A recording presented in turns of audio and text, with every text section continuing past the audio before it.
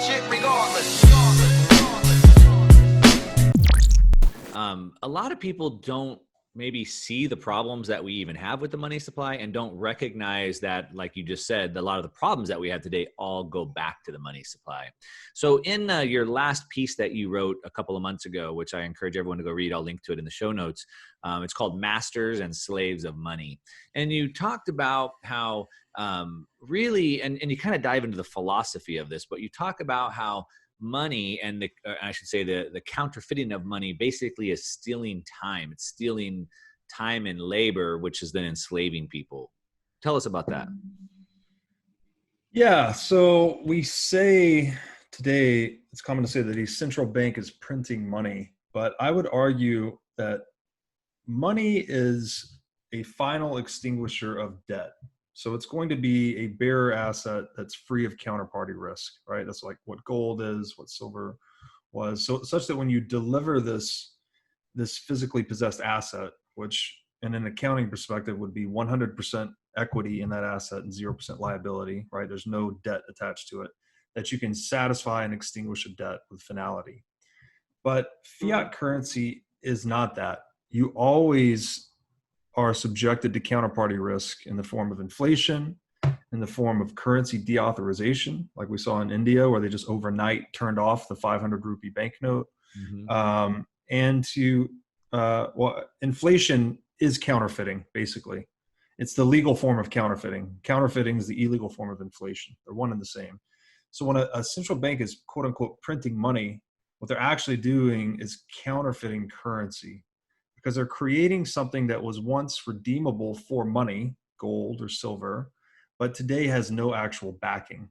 So this has the effect, and I argue that the economic dynamics of this essentially make it a pyramid scheme, such that those with access to the freshly printed money can confiscate value from those who are forced to store value in fiat currency, which are usually the poor, people on fixed income, retirees. So it's a system that victimizes the most economically vulnerable among us. And it's just really bad, right?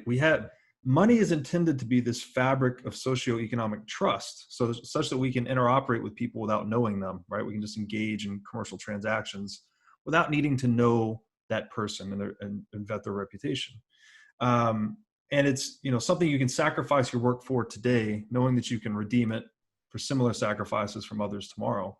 But when you implement theft directly into this trust fabric that we call money, it corrupts the entire system, right? So central banks, when they're printing money, it needs to be very clear that there's no value being added to the economy whatsoever.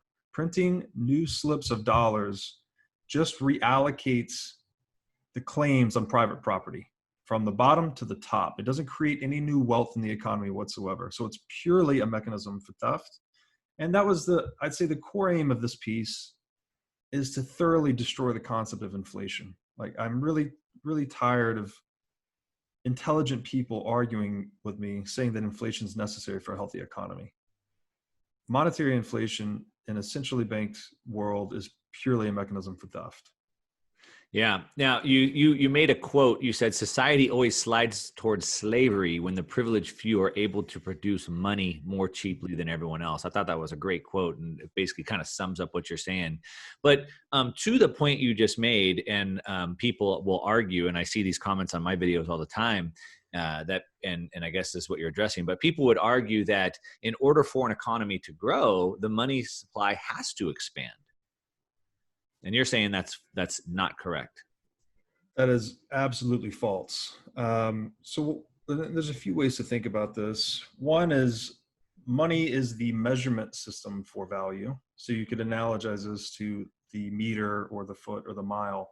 And if the frame of reference through which you're evaluating changes itself, you actually lose, it doesn't carry as much information, right? Mm-hmm. So you don't want, the ideal money supply is absolutely scarce, right? It's a perfect frame of reference that doesn't change no matter how much economic activity is changing, such that it conveys the clearest price signals, right? You know that and the analogy would be, could you imagine trying to run a construction team to build a house when the actual value of a meter or a foot changed and fluctuated every day. There'd Like be you no couldn't way. coordinate. Yeah, you couldn't coordinate human action across time. The house would turn out terribly if it turned out at all. And that's precisely what we're doing in this current system. And the connection to time is that to get real first principles, everything that we trade in society is at its base a product of human time. That's every good that's produced, every service that's provided, every piece of knowledge that's exchanged. Someone spent time creating it, providing it, or figuring it out, right? And if you have a monopoly on money, which is by definition the most liquid asset in an economy, you basically have the power, and you have the power to change its supply. You have the power to confiscate time from all of those citizens that are forced to use the money. Right. So I've thought about this for a long time, but I hesitated to call central banking or fiat currency a mechanism or an institution of slavery. But the longer I thought about it, there's no other accurate term for time theft. And this is 100% certainly time theft. The central banks are stealing time from those that are relying on fiat currency as a store of value when they engage in quantitative easing. So And if I could break that down, basically, money, it allows us. So I could work my 8 hours digging a hole, and then I get paid for that. I could decide to work 2 extra hours for extra money, and I could bank that, and then I could use that to buy time in the future. I could use that to buy someone else's labor. So someone else made these goods using their time, and I can use that to buy their time. So if the central bank is creating money for free and they're causing people to go out and spend their time and labor to do work, and I'm basically counterfeiting money and then buying that, I'm stealing their labor. Is that kind of what you're saying? right. That's exactly right. Work involves sacrifice, right? You have to engage in trade-offs. I'm going to do this activity at the exclusion of these other activities. So you're sacrificing the opportunity cost, so to speak. But in the current model, central banks suffer no opportunity cost. They suffer no sacrifice necessary to produce the money. And that negates all assurances to its scarcity of supply, right? Mm-hmm. That's what the cost of gold mining was. That's why gold mining was chosen, because there was a sacrifice necessary to produce it. It protected its supply from being diluted. So gold would be the proper example of free market money. Fiat currency is the exact opposite, right? They produce trillions of dollars with a near effortless keystroke. There's no cost. And another way to think about this is that in the long run, the the market value of money tends to converge to its marginal cost of production. So gold, however much it costs to get it out of the ground, its market price is going to converge to that number over time. Like it'll fluctuate in the short term, but it converges to that number over time. The cost to produce fiat currency is near zero. Right. So that is why its market value always historically converges to zero. There's a direct incentive to print it into absolute worthlessness. Right. And indeed, history proves that out. This isn't a fantastical notion that we think the US dollar is going to fail. Every fiat currency fails. Right? The most successful fiat currency in history is the British pound, less than 320 years old. It's lost 99.5% of its value. That's the most successful one to date. Right. Just because it's been around the longest, but it's also lost the most. That's right. Just because it survived the longest. But they all, and it tends to go hand in hand with what power is dominant. But here we have Bitcoin. We have this